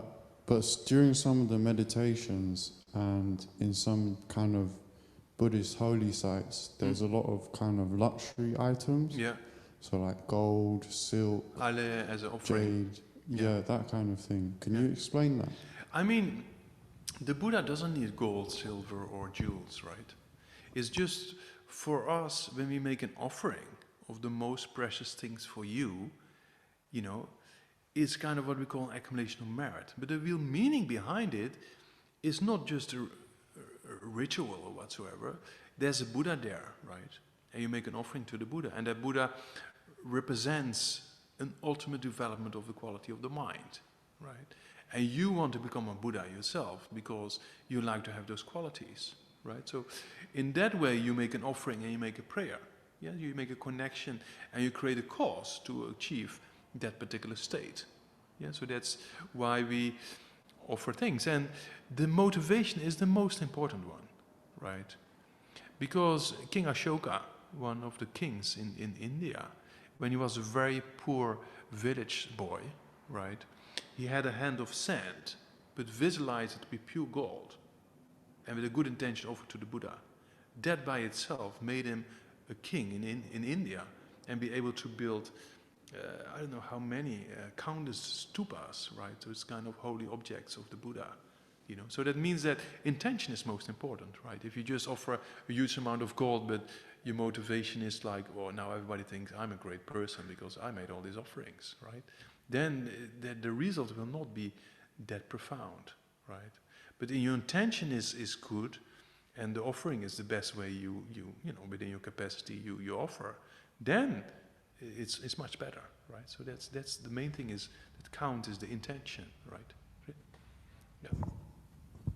Just to follow up from that, some of the meditations involve visualizing certain Buddhas with those luxury items. Ale. So yeah. Like, no, it's okay. Yeah. Can you explain that a bit more? That's kind of because a Buddha is for us kind of a perfect being, right? Yeah. And there's not as luxury items because for a perfect being like that, it appears naturally by the power of cause and conditions, right? So you create causes to become this magnificent kind of being, like a Buddha, right? It's not that the jewelries are and the gold and whatever the Buddha is adorned with is made out of the mind. It's not kind of bought in a shop somewhere or something like that, right? So that means it's created by the mind, yeah? created by causes in the past. You know, if you want to become a Buddha, you have countless, on the path, stages of power to enlightenment, you create countless causes for the Buddha's body, the Buddha's mind, the Buddha's speech, right? And that's actually, the appearance is just within the mind of the Buddha, right? That the Buddha actually created by his mind, these kind of appearances. In a similar way, if people pass away, high masters of the lineage, for example, Geshe Lama Kunchok was an incredible example. After his cremation, right, there were so many pearls and precious stones found in the cremation, right? So on his ribs, for example, one pearl popped up after the other. So that means it's created by the mind, right? It's not, if people look, the scientist looks and say, oh, hey, this is pearl, or this is lapis lazuli, and this is this precious stone, right? Yeah, oops, yeah. So, Can we mute online, please? okay, yeah, something. Yeah, okay, there you go. So that means that there also we see that at the time of cremation that these things happen by the power of the mind. It's very inspiring. You know, it's for some people like, oh yeah, maybe not. That's also fine if you think like that, no problem. But that means over time things can be created by the mind, right? It's not that the Buddha goes to a shop and spends all this money he gets from his students because they give gold, and then he buys all this nice kind of jewelries and stuff, you know. It's created by the mind, you know, that's what it is, yeah. Because if you create the perfect conditions for a perfect body, you get a perfect body, right? So that's kind of these aspects of Buddha's sublime, what we call emanation body, or sublime enjoyment body, for example. That looks all kind of with jewelry and everything, but it's just created from the mind, right? Yeah, yeah, yeah. To look perfect, and by looking perfect, you can, because that's one of the qualities of the Buddha's body, then he can influence others, like gods, for example. Gods have this incredible brilliance, right, of light and things like that, and flowers and everything, so they look quite magnificent. And then the Buddha all of a sudden appears and looks even more magnificent. And then is to help the gods to go beyond samsara, right? So that's also one of the purposes of this Buddha beautiful body, is for the purpose of subduing beings or helping beings to further levels of development. Yeah, so that's all with a particular purpose. Yeah, yeah, okay. Thank you. Yeah, Geshe. one online. Yeah, sorry. Yeah, yeah. Thank you. Yeah. When you die, when the human die, Yeah. According to Buddhism, am I right or wrong? We access this blissful state of mind. Yeah, temporarily. Yes. Temporarily. Yeah. And after that, we're going into the bardo Yes. realm. How long, more or less, it takes before we will Reborn. before we will start our journey in the bardo? How long this blissful state depends. lasts? Depends. Some people, it's like that, right? For an advanced practitioner, it can be days or weeks even, right? They stay in the same state because they have habituated during life to recognizing this state. So they recognize it, right? And be able to stay in that for a longer period of time. But for an average person, it's like falling asleep, same thing, right? Just before your dreams, so when you fall asleep, there are elements dissolve, so you feel like you're sinking away sometimes, just before you fall asleep, you know? So there's a few things that indicates that the elements dissolve, right? And then just before you actually go into a deep sleep, or just before the dream comes, there's this kind of vivid state of mind sometimes. Yeah, so very quick. For ordinary beings, it's very quick. So the death process is very simple if you're not very trained, right? Yeah. But if you, yeah. Sorry, Kiko, could you ask the students to keep their microphones muted, please, because it keeps on coming over the speakers here, and the background noise is quite distracting. Thank you. Yeah, no problem. So what I say, it can be a few seconds, right? In a near-death experience, for example, it's very similar that people have some lucidity of the mind and some peace of mind, and it's very similar to this subtle state of mind as we see in near-death experience research, right? But for an average person, it's not that very long, yeah. And then the consciousness, how long the consciousness stays in the body, that also depends on various factors, right? It can be a second, it can be 3 days, it can be a week or a few weeks, right? And then you go into the bardo for a particular period of time, and then you take rebirth, right? Yeah. Does that person can hear us, our prayers, or can see, In the bardo, us? yes, yeah. So that's why it's very important if a person passes away, right? And we have a tradition of every 7 days, for example, and we see the same in Shiva in Israel, in the Hebrew tradition. They have a similar way of every 7 days, or the 7 days of mourning, for example. So there's a lot of things, and also in the time of Plato, the Kasa, the letter from Eric or something is called. Yeah, also there it talks about these 7 days. So that means that a person in the bardo has kind of clairvoyance, meaning they know if people are doing something for them, right? So if they know people are doing something for them in a positive way, they generate a positive mind, right? It can help them to activate positive karma for, you know, future rebirth, so to say. So that's why we always advise to, when people pass away for up till 49 days, to do some special practices for them. Yeah. Thank you. Yeah. Okay. Thank you, Geshe. The last one is Abelardo. Yeah. Abelardo, you can unmute yourself. Thank you very much. Thank you, Geshe. Today you've been talking again about the path, the Mahayana path particularly, is a very long-term, many lives type of a path. Yeah. Many cycles.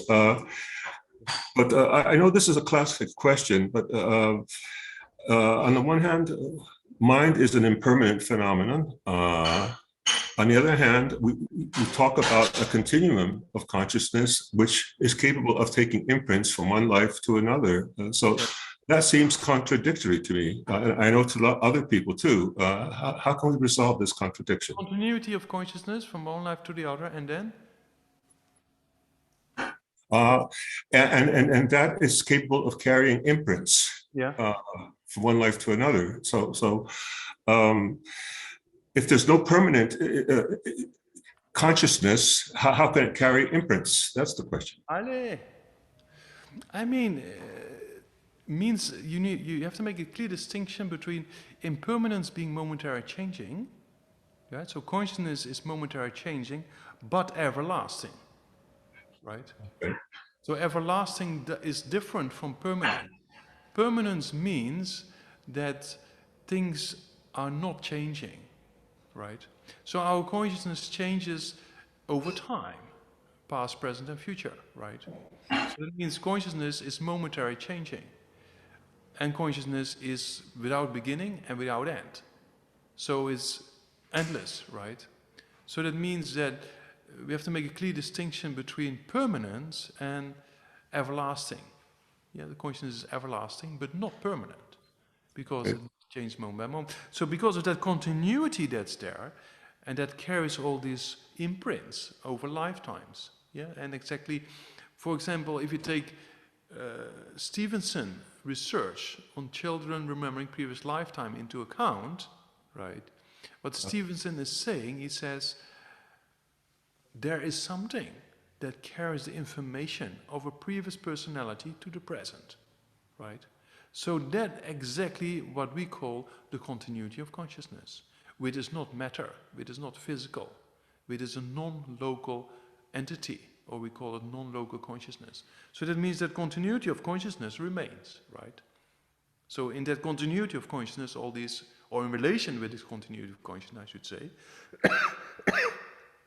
all these imprints are carried. Does that make sense or not? Yes, it does make sense. Now, I understood very well the no I aspect, but subjectively, does the pure awareness aspect of mind or consciousness continue? Yes. Yeah, so one can assume that one will continue to be aware, although not having any identity, let's say, in a bardo or in the next life. Yeah, I mean aware, as we know ourselves, how aware are we of our dreams? How much control do we have of our dreams? Not much, right? So Right. in a similar way, in untrained mind, the bardo is very similar, right? It's just by the power of karma and afflictions, we propelled in a particular direction, right? Same way you fall asleep and you have Yeah. a dream, it happens beyond control. But over time, if you capable of controlling yourself, or controlling yourself, I shouldn't say, if you're capable of training your mind in these subtle states of consciousness, right, especially in the Vajrayana, in the aspect, particularly in the High Yoga Tantra, there are very sophisticated methods to do this. If you're capable of doing that in the physical, not the physical, but in the day-to-day waking state of consciousness, you're able to use that practice during the sleeping state, right? So you recognize, when you fall asleep, you recognize a clear-light mind just before dreaming, and you use the dream as a spiritual part. So if you're capable of doing that in a very sophisticated way, then there's no worry. When you die, you will do the same thing. Yeah, but before we get there, we have to do a little bit more than DB, okay? Thank you very much. Yeah, okay. All right, that's it for today. Okay, thank you so much for your interest and yeah, questions and thinking about things. So let's dedicate that, yeah, as we have a few dedications. Sorry for the time, it's always a bit, yeah, like that. Yeah. But it's good, questions clarify a lot, right? So that's important, yeah. Next time maybe I have to finish a bit earlier.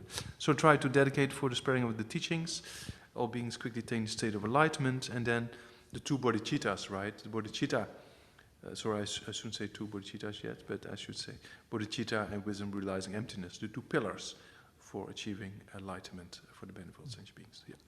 Dagi jine sabe gewa di tendam roa ginla geba jetsun lozan raba tembe ningbo rindu selje sho. May the glorious gurus life long and stable beings in the extended space of happiness, and may I and others without exception aggregate merit, purifying activities, and may we be blessed to quickly attain Buddha. Janjo Sanjo Rinpoche Nyamba Mib Kun Sho Toni Tao Magye